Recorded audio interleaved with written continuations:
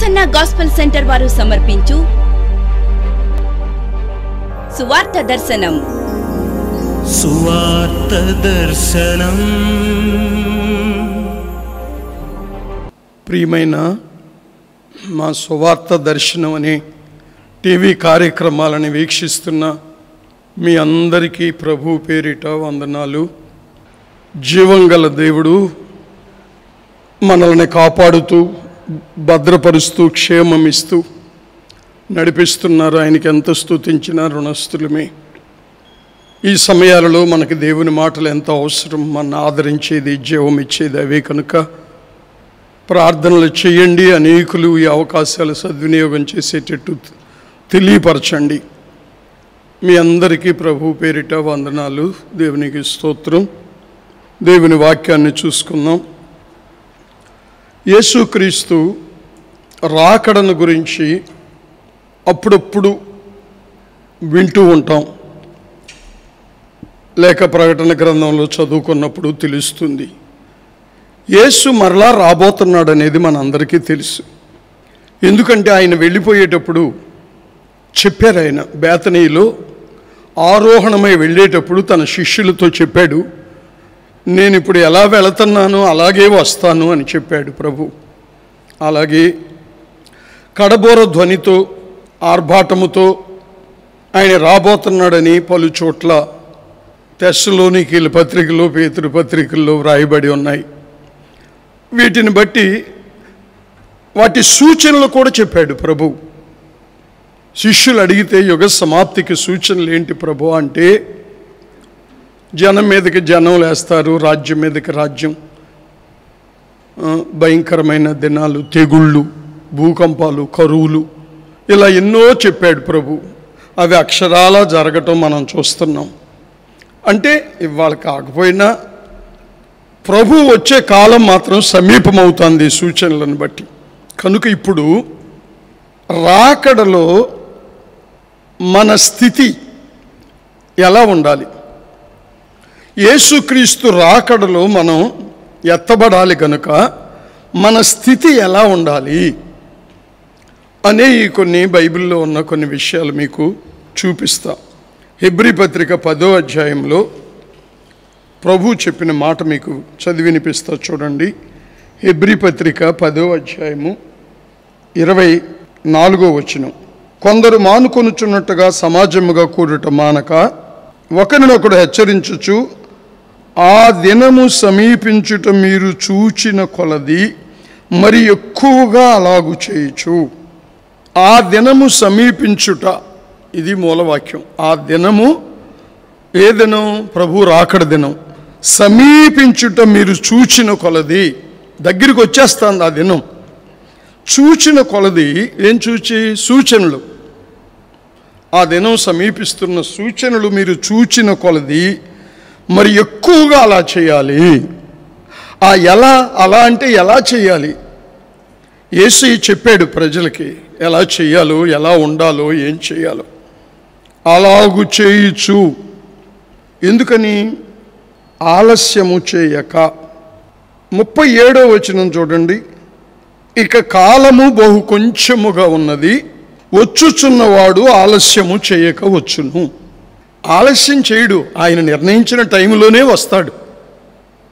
ఆయన సమస్తాన్ని నిర్ణయించి ఉంచాడు గనక, ఆ నిర్ణయ కాల పొలిమేరలు ఏర్పరిచాడు గనక ఆయన నిర్ణయించిన కాలంలో ఆయన వస్తాడు. కనుక ఈ 10:37 మీరు ఒకసారి ఆలోచించండి. ప్రభు వచ్చే కాలం, రాకడ కాలం బహు కొంచెమే ఉన్నది కనుక ఆలస్యము చేయక రాబోతున్నాడు ప్రభు. దేవునికి స్తోత్రం కలుగును గాక. హల్లెలూయా. కనుక ఆలస్యం లేకుండా, ఇప్పుడు పెళ్లివారు వస్తున్నారు అన్నారనుకోండి, ఇంకా ఎంతసేపట్లో వచ్చేసారు, అక్కడ దగ్గర ఉన్నారు, కారులో వచ్చేసాయని ఫోన్లు చేస్తారు.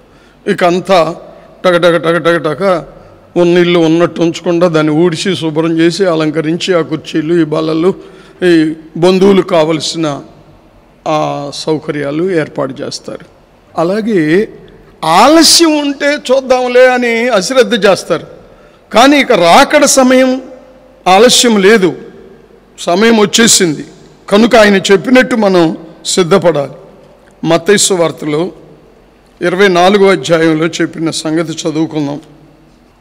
14వ వచనమండి.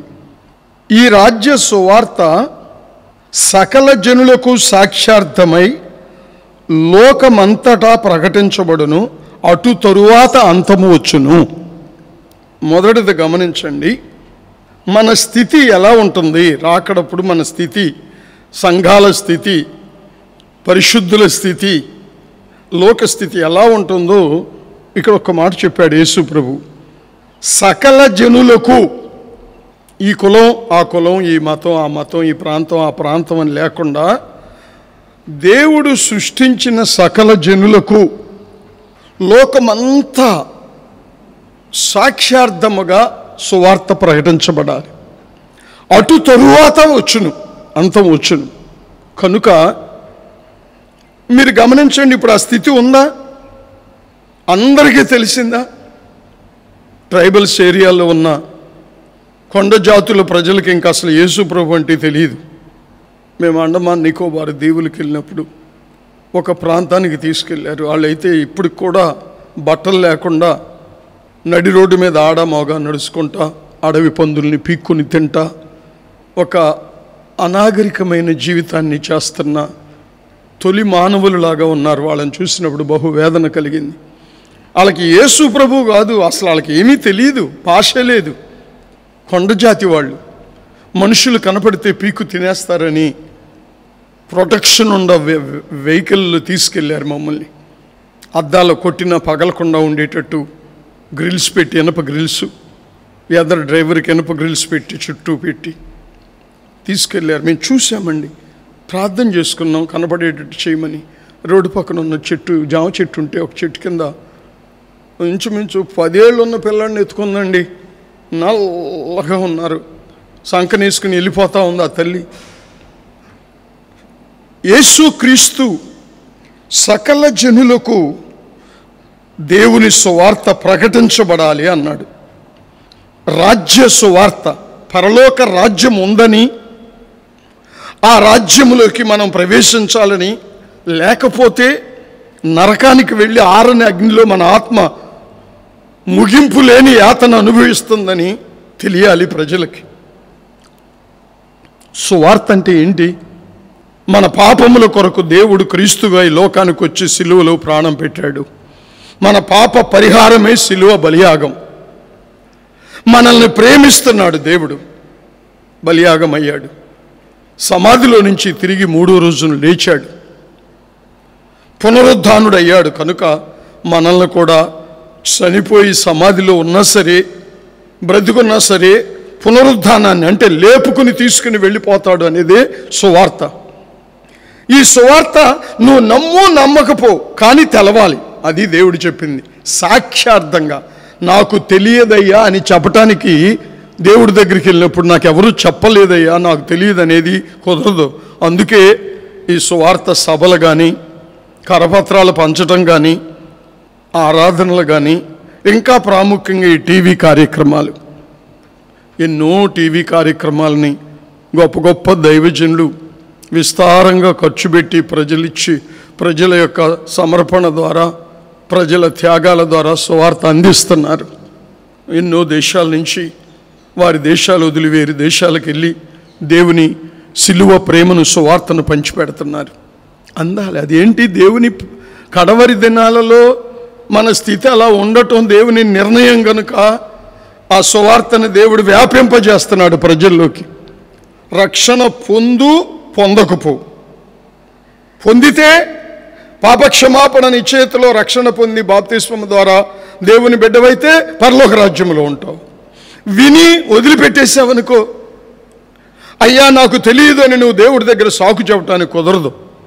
నేను ఫలానా రోజున ఫలానా టీవీ కార్యక్రమం ద్వారా మీ దగ్గర ఒక్క పైసా తీసుకోకుండా, ఇమ్మని అడగకుండా, విశ్వాసముతో వారు పొందిన దేవుని ప్రేమను వారు పంచిపెట్టారు ఫలానా సేవకులు అని ఆ రోజు సాక్ష్యం చెబుతాడు. దేవుడే చెబుతాడు సాక్ష్యం. కనుక నీకు తెలిసిన క్రీస్తు ప్రేమ, నీకు తెలిసిన క్రీస్తు సువార్త, ప్రభు రాకడ కాలం సమీపించింది కనుక నీ బంధువులకి, నీ స్నేహితులకి, నీ ఇంటి వారికి ఆ ప్రేమను తెలియపరచు. 1, యేసు నిన్ను ప్రేమిస్తున్నాడు.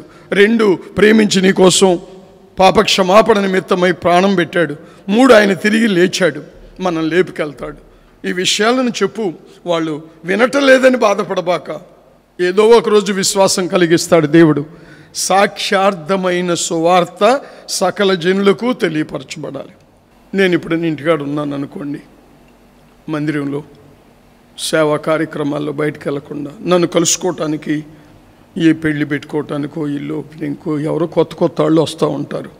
వచ్చినప్పుడు వాళ్ళని అన్ని వివరాలు అడిగి వాళ్ళకన్నీ చక్కటి చల్లటి నీళ్ళు ఇచ్చి కూర్చోబెట్టినాక ముందు నాకు ప్రభు చేసిన ఆయన ప్రత్యక్షతలను గురించి ఒక్క 10 నిమిషాలైనా సాక్ష్యం చెప్పినాకే నేను వాళ్ళతో మిగిలిన కార్యక్రమాలు చేస్తా. మందిరంలో ఉండే బ్రదర్స్ చూస్తారు, ఏంటయ్యా అంటే చెప్పాలయ్యా, దేవుడు అందుకే ఇది ఇచ్చాడు అవకాశం, నేను తెలియపరిచేశా. ఇక నమ్ముతారో నమ్మరో అది వాళ్ళ తర్వాత దేవుడి చిత్తం. సకల జనులకు సాక్ష్యార్థమై లోకమంతటా ఈ రాజ్య సువార్త ప్రకటించబడాలి. రాకడ కాలములో మన స్థితి ఇలా ఉండాలి. అటు తరువాతే అంతం వస్తుంది. ఇంకా కొంతమందికి యేసు తెలియకుండా, ఇంకా కొంతమందికి దేవుడు ప్రేమిస్తున్నాడని తెలియకుండా, ఇంకా కొంతమందికి యేసు వాళ్ళ పాపాల కొరకే, జన్మ కర్మ పాపాల కొరకే ప్రాణం పెట్టాడని తెలియకుండా జనం మిగలటానికి లేదు. కనుక దేవుని నిర్ణయానుసారముగా ప్రజలకి సంఘాల ద్వారా, టీవీల ద్వారా, వ్యక్తిగత సాక్ష్యాల ద్వారా క్రీస్తు ప్రేమ శిలువ సువార్త అందునుగాక. అట్టి స్థితిని దేవుడు సిద్ధపరచునుగాక. కొరింథీయులకు రాసిన మొదటి పత్రిక మరొక విషయం, 1వ అధ్యాయం 7వ వచనం చదువుతున్నానండి. కనుక ఏ కృపావరమునందును లోపము లేక మీరు మన ప్రభువైన యేసుక్రీస్తు ప్రత్యక్షత కొరకు ఎదురు చూచుచున్నారు. క్రీస్తు రాకడ యొక్క ప్రత్యక్షత కొరకు కొరింథీ సంఘం అంట ఎదురు చూస్తుందంట. ఆ సాక్ష్యం దైవజనుడైన పౌలు చెబుతున్నాడు. మన స్థితి ఎలా ఉండాలంట? ఈ కొరింథీ సంఘంలో ఉన్న ప్రజలు ఉన్నట్టు ఉండాలి. అది ఆ దైవజనుడి ఆనందం. ఆ స్థితి ఏంటిది అంటే, ఒక మాటతో చెప్పుకోవాలంటే ఓర్పుతో ఎదురు చూస్తూ ఉండాలి. మొదటిదేమో సకల జనులకు సాక్ష్యార్థమైన సువార్త ప్రకటించబడాలి, ఆ తరువాతే అంతం వస్తుంది. రెండవదేమో మన ప్రభు అయిన యేసుక్రీస్తు ప్రత్యక్షత కొరకు, ఆగమనము కొరకు రెండవసారి ప్రత్యక్షం కాబోతున్నాడు ప్రభు. ఎందరో ఆ ప్రాణప్రియుడిని చూడాలని, ఆ దివ్య సుందరమైన దేవుని కొరకు ఎదురుచూచి ఎదురుచూచి ఎదురుచూచి వస్తాడు. నా ప్రియుడు వస్తాడు, నా ప్రాణేశ్వరుడు వస్తాడు, ఆయన కౌగిట్లో నా జీవితం ముగించబడుతుంది, యుగ యుగాలు ఇక ఆయనతోనే ఉంటాను అని ఆ గొప్ప నిరీక్షణతో ఈ లోక సంబంధమైన వాటిని ఎన్ని పరిస్థితులైన ఓర్పుతో ఎదురు చూస్తా, ఆయన కొరకు ఎదురు చూడటం ద్వారా ఆయన కలిగించే ఓర్పుతో సాగిపోతున్నారు అన్నమాట ఈ లోకంలో. అట్టి స్థితి ఉండాలి. ప్రభు రాకడలో నిన్ను విసిగించే పరిస్థితులు వస్తాయి, నిన్ను చిరాకు పెట్టే పరిస్థితులు వస్తాయి, నిన్ను అవిశ్వాసపరిచే పరిస్థితులు వస్తాయి. వీటన్నిటిలో బడి నువ్వు నీ రక్షణ కోల్పోకూడదు, నీ నిరీక్షణ కోల్పోకూడదు. ఓర్పుతో ఎదురు చూస్తానే ఉండాలి. వస్తానన్నాడు, ఇదిగో నేను త్వరగా వస్తున్నానని చెప్పాడు. కనుక ప్రభు వస్తాడు అని ఆ కొరింథీ సంఘం కృతజ్ఞతతో ఓర్పుతో ఎదురు చూస్తూ ఉన్నట్టు ఈ 7వ వచనంలో మనకు కనపడుతుంది. దేవుని కృపా వరములు కలిగి ఓర్పుతో ఎదురు చూస్తుందంట. అట్టి స్థితిని మనము కూడా కలిగి ఉండాలి. ఈ లోకములో క్షయమైపోయేవి కాక వాడబారనివి అక్షయమైన దేవుని కృపావరములతో నింపబడి ఆయన రాకడ కొరకు ఓర్పుతో ఎదురుచూచే స్థితి సంఘాలకు, కుటుంబాలకు, సేవకులకు దేవుడు అనుగ్రహించునుగాక. అదే రాకడలో మన స్థితి. పౌలు కొరింథీ సంఘానికి ఆ పత్రికలు రాస్తూ మీరు ఆ స్థితిలో ఉన్నారు, నాకు అది సంతోషం, అంతవరకు అలాగే మిమ్మల్ని దేవుడు స్థిరపరచునుగాక. రాకడను గురించి నిరీక్షణతో కలిగే పరిస్థితులన్నీ ఓర్చుకుంటూ ఎప్పుడు వస్తాడా అని ఎదురు చూస్తూ ఆ నూతన బలాన్ని పొందుతూ కృపలో కొరింథీ సంఘములే ఇప్పటి సంఘాలను కూడా పరిశుద్ధాత్మ దేవుడు బలపరిచి సిద్ధపరచునుగాక. మూడవది గమనించండి, తెస్సలోనికీయులకు రాసిన పత్రికలో మొదటి పత్రిక 5వ అధ్యాయం 187వ పేజీ 23వ వచనం.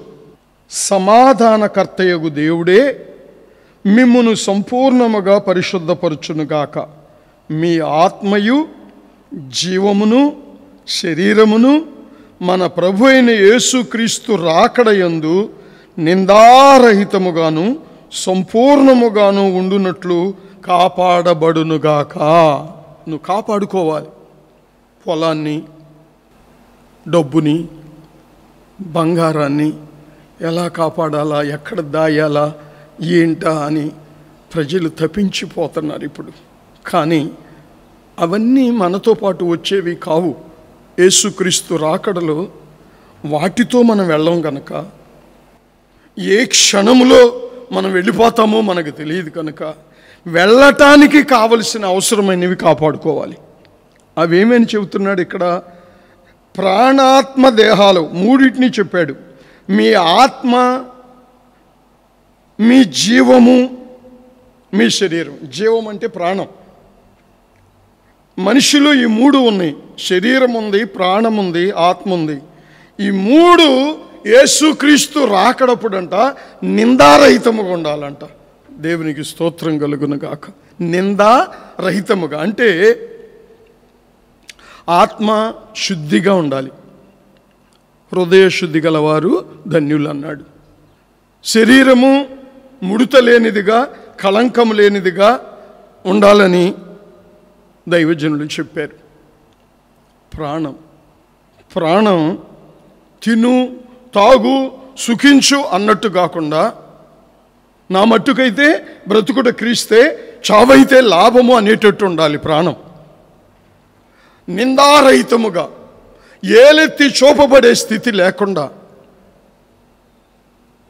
చూడండి, యోహానులో దీని గురించి ఒక సంగతి యోహాను పత్రికలో మనకు కనబడుతుంది. చూడండి,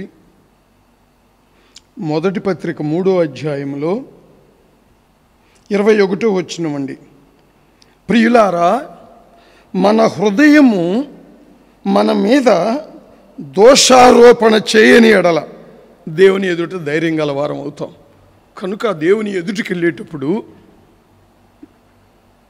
భయంగా వెళ్ళలేం. అలాంటి స్థితి ఉన్నాళ్ళు అసలు వెళ్ళరు.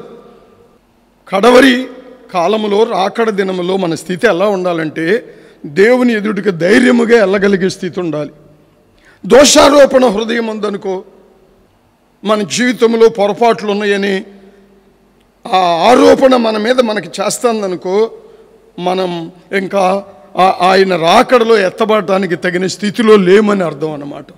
నిందారహితముగా తెస్సలోనికీయుల సంఘానికి పౌలు రాశాడు ఆ మాట. ఆత్మయు ప్రాణమును శరీరమును 23వ వచనం ప్రభు అయిన యేసుక్రీస్తు రాకడయందు నిందారహితముగాను సంపూర్ణముగాను ఉండినట్లు దాన్ని మీరు కాపాడుకోవాలి. నువ్వు తప్పు చేస్తున్నావు, నువ్వు అబద్ధాలు ఆడుతున్నావు అని ఆత్మతోను, నువ్వు వ్యభిచారం చేస్తున్నావు, నువ్వు త్రాగుతున్నావు, నీ శరీరం దేవుని ఆలయం అయితే దాన్ని పాడు చేసుకుంటున్నావు అని శరీరంతోనూ దోషారోపణ చేయకూడదు.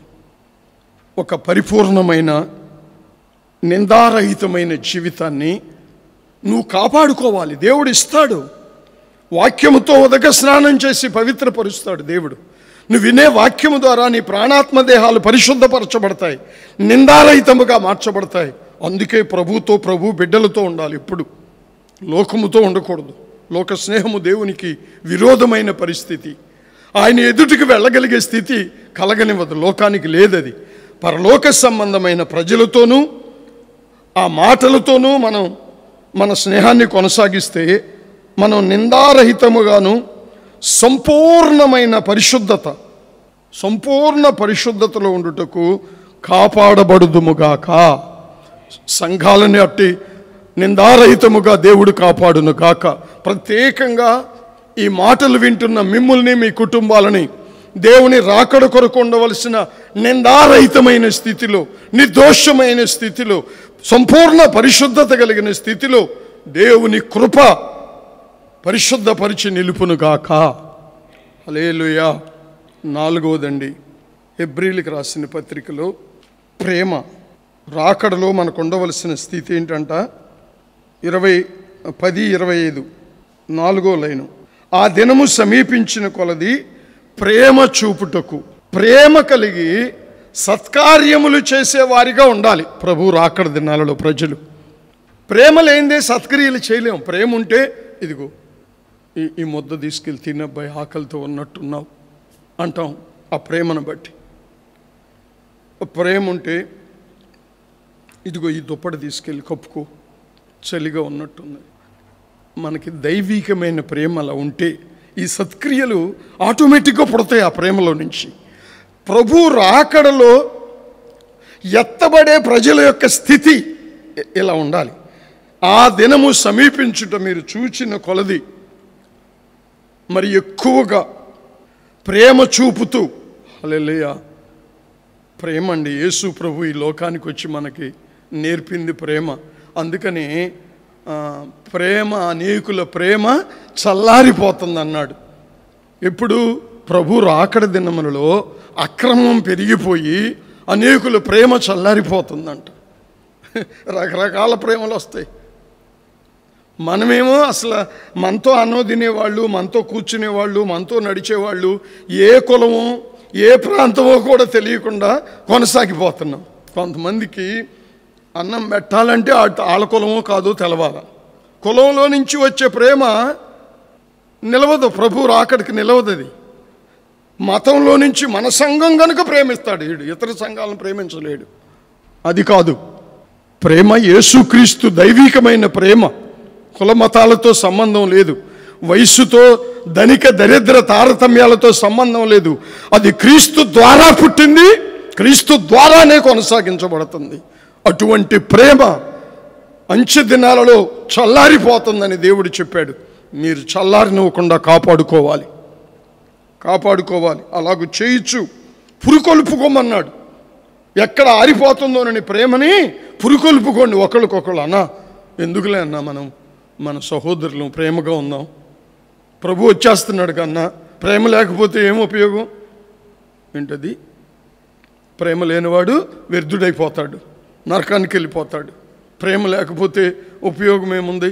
నీ ఆస్తి అంతా ఇచ్చినా ఉపయోగం లేదంట ప్రేమ లేకపోతే. కనుక ప్రేమని పురుకొల్పుకోవాలి. తమ్ముడు, ప్రేమ తగ్గిపోతున్నట్టుంది నీలో. ఇవన్నీ శాశ్వతం కాదు. ప్రేమ శాశ్వత కాలము ఉంటుంది.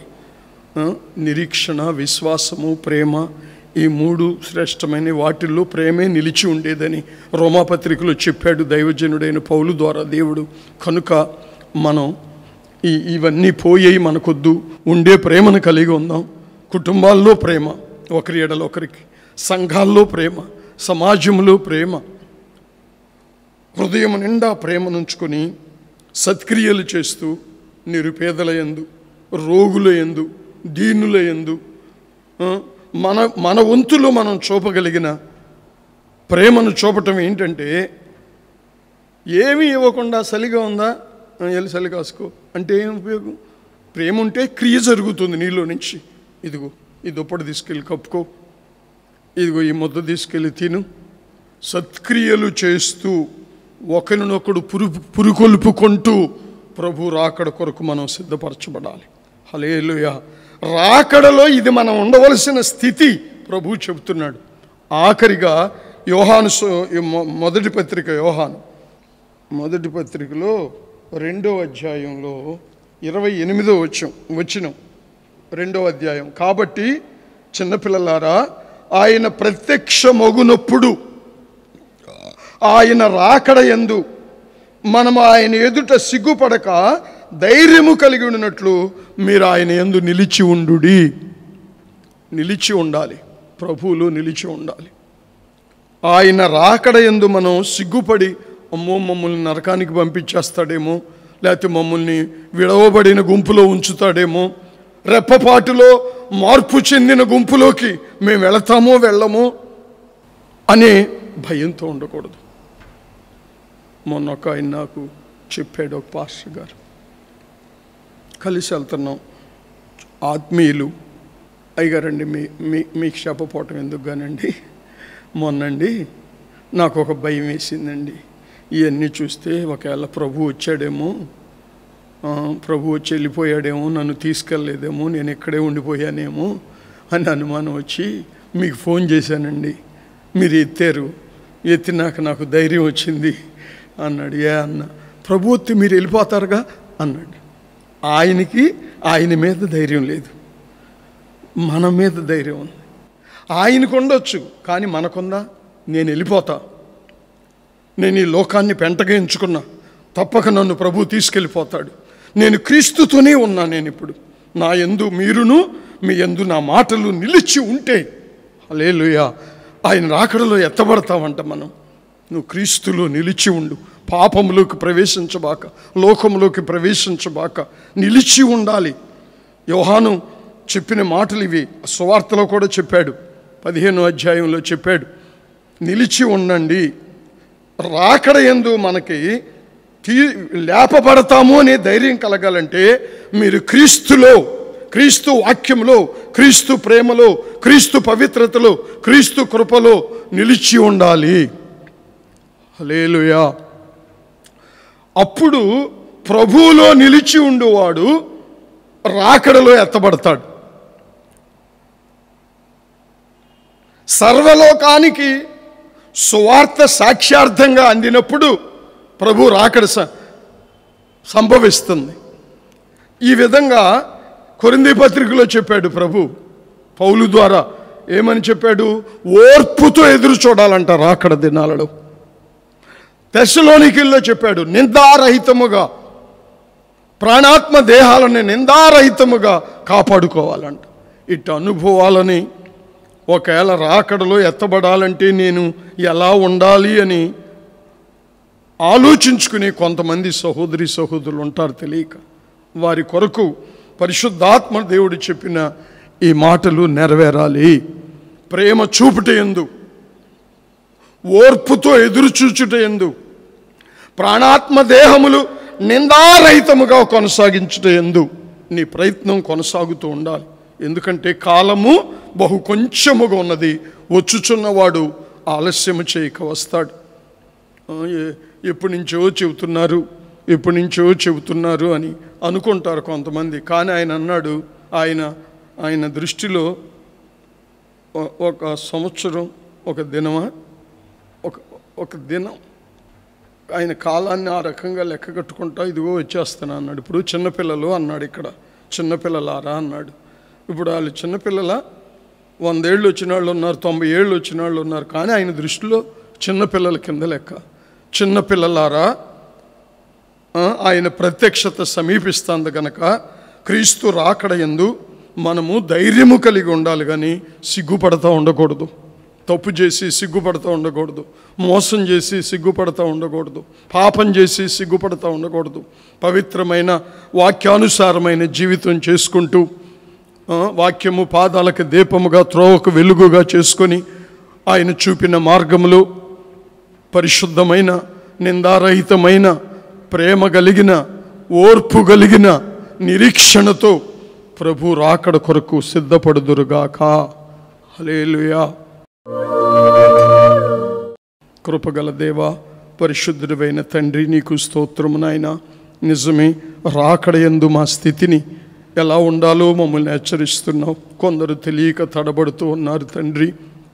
దయచూపి వినిన లేఖనాల ప్రకారంగా నీ రాకడ కొరకు సిద్ధపడే సంఘాలుగా, కుటుంబాలుగా, సహోదరి సహోదరులను మీరు సిద్ధపరిచి, అందుకు అడ్డుగా ఉన్న పరిస్థితులన్నీ తొలగించి రాకడ కొరకు నీ ఎదుట నిలబడేవారిగా చేయమని యేసు పేరిట వేడుకుంటున్నాము తండ్రి. ఆమేన్.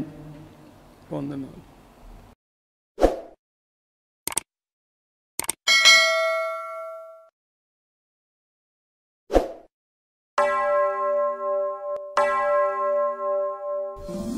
మా చిరునామా కే మోజెస్, హోసన్నా గాస్పుల్ సెంటర్ వీరంకిలాకు.